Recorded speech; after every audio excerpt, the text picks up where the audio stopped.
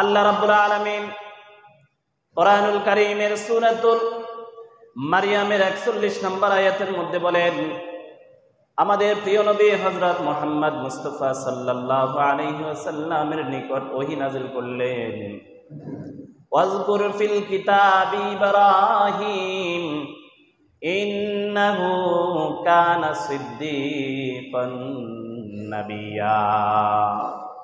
রাব্বুল আলামিন বলেন, ওগো নবী, আপনি ইব্রাহিমের ঘটনা বর্ণনা করেন। এই কিতাবের মধ্যে নাজিল করা হয়েছে, ইন্নাহু কানা সিদ্দীকান নাবিয়্যা। ইব্রাহিম আলাইহিস সালাম একজন সত্যবাদী নবী ছিলেন, একজন সত্যবাদী নবী ছিলেন। সূরা মারইয়ামের 42 নম্বর আয়াতের মধ্যে আল্লাহ রাব্বুল আলামিন বলেন, দুনিয়ার মানুষদের উদ্দেশ্যে বলেন, আমার খলিল, আমার নবী, আমার দোস্ত ইব্রাহিম কিভাবে বাবাকে দাওয়াত দিয়েছিলেন। দুনিয়ার সকল সন্তানদের উদ্দেশ্যে বলেন, তোমাদের বাবা, তোমাদের মা যদি কোনো অপরাধের সাথে জড়িত হয়, কোনো অপরাধ যদি করে, তাহলে দ্বীনের দাওয়াত যদি দিতে হয়, তাহলে এইভাবে মাধুর্য ভাষায়, নরম কণ্ঠে, খুব সুন্দর শালীন ভাষায় তোমাদের মাতা পিতাকে দাওয়াত দিতে হবে। রব্বুল আলামিন সূরাতুল মারইয়ামের 42 নম্বর আয়াতের মধ্যে বলেন, ইয ক্বালা লিআবিহি ইয়া আবাতি লিমা তা'বুদু মা লা ইয়াসমাউ ওয়া লা ইউবসিরু ওয়া লা ইউগনি আনকা শাইআ। ইব্রাহিম আলাইহিস সালাম নিজের পিতাকে বলল, হে আমার পিতা, আপনি এমন পূজা করেন, এমন কিছুর পূজা করেন, এমন কিছুর ইবাদত করেন, এমন খোদার ইবাদত করেন যে কিনা শুনতেও পায় না, দেখতেও পারে না, এবং আপনাদের কোনো উপকারেও আসে না।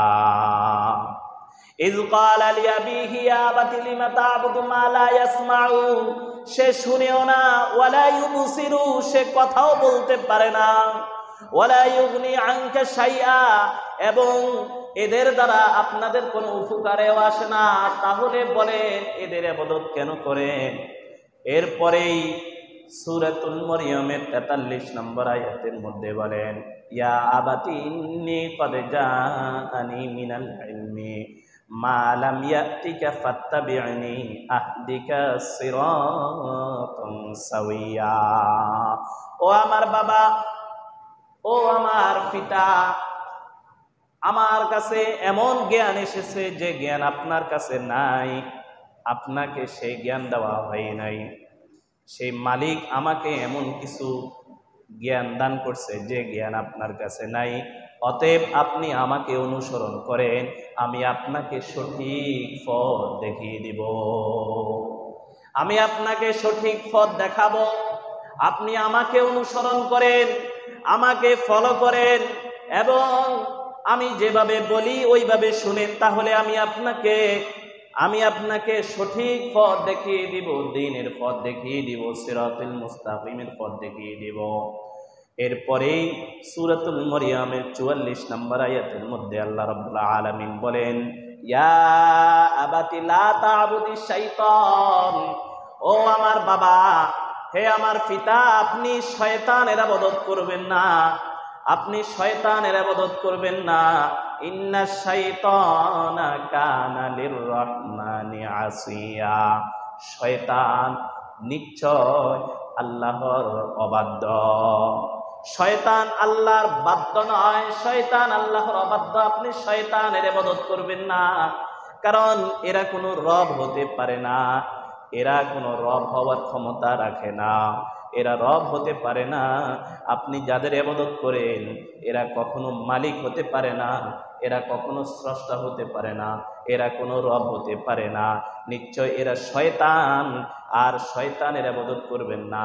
শয়তান হলো আল্লাহর অবাধ্য। সূরাতুল মারইয়ামের 45 নম্বর আয়াতের মধ্যে আল্লাহ রাব্বুল আলামিন বলেন, ইয়া আবাতি ইন্নী আখাফু আন ইয়ামাসসাকা আযাবুম মিনার রাহমানি ফাতাকুনা লিশ-শাইতানি ওয়ালিয়া। রব্বুল আলামিন বলেন, ও আমার পিতা, আমার খুব ভয় হয়, আমার খুব ভয় হয় আল্লাহর আযাব কখন জানি আপনাকে ধরে বসে, আল্লাহর আযাব কখন জানি আপনাকে ধরে বসে, আমার খুব ভয় হয়। তখন আপনি শয়তানের বন্ধু হয়ে যাবেন। যখন আল্লাহর আযাব আপনাকে গ্রাস করে নিবে, আপনাকে পাকড়াও করবে, তখন আপনি শয়তানের বন্ধু হয়ে যাবেন, আল্লাহর দুশমন হয়ে যাবেন। এইভাবে দ্বীনের দাওয়াত দিচ্ছে, এইভাবে দ্বীনের দাওয়াত দিচ্ছে বাবাকে দ্বীনের দাওয়াত দিতে দিতে দিতে দিতে এতক্ষণ পর্যন্ত বাবা শুনলো, সন্তান আমাকে দাওয়াত দিল, বাবা এতক্ষণ কিছুই বলে নাই। এখন বাবা নিজেই সন্তানের উদ্দেশ্যে বলবে। তাহলে কোনো সন্তান যদি মাতা পিতার ত্রুটি ভুল ধরিয়ে দিতে হয়, তাহলে এভাবে সুন্দর ভাষায় মাতা পিতাকে বলতে হবে, ধমক দিয়ে নয়। এখানে ইব্রাহিম আলাইহিস সালাম বাবাকে একবারও ধমক দেয় নাই। দিয়েছে? ধমক দিয়েছে? একবারও ধমক দেয় নাই। সুন্দরভাবে বলছে, বাবা আপনি এমন কিছুর ইবাদত কেন করেন? যুক্তি দেখিয়ে দিয়েছে, ভুলগুলো ধরিয়ে দিয়েছে। যাদের ইবাদত করেন তারা চোখেও দেখে না, মুখে কথাও বলতে পারে না, আপনাদের কোনো উপকারেও আসে না, তাহলে এই সব জিনিসের কেন ইবাদত করেন? শয়তানের ইবাদত করবেন না, যে শয়তান আল্লাহর অবাধ্য। এরপরেই বলছেন, বাবা আমার কাছে এমন এমন জ্ঞান আছে, এমন ইলম আছে যে জ্ঞান আপনার কাছে নাই, অতএব আপনি আমাকে অনুসরণ করেন, আমি আপনাকে সঠিক পথ দেখিয়ে দিব। এরপরেই বলল যে আমার খুব ভয় হয়, না জানি কখন আল্লাহর আযাব আপনাকে ঘাস করে নেয়। যদি আল্লাহর আযাব আপনাকে পাকড়াও করে নেয়, তাহলে সেই দিন আপনি শয়তানের বন্ধু হয়ে যাবেন আর আপনি আল্লাহর শত্রু হয়ে যাবেন। এইভাবে যখন যুক্তি দেখিয়ে দাওয়াত দিল, বাবা এতক্ষণ কিছুই বলল না, এখন বাবা বলা শুরু করলো,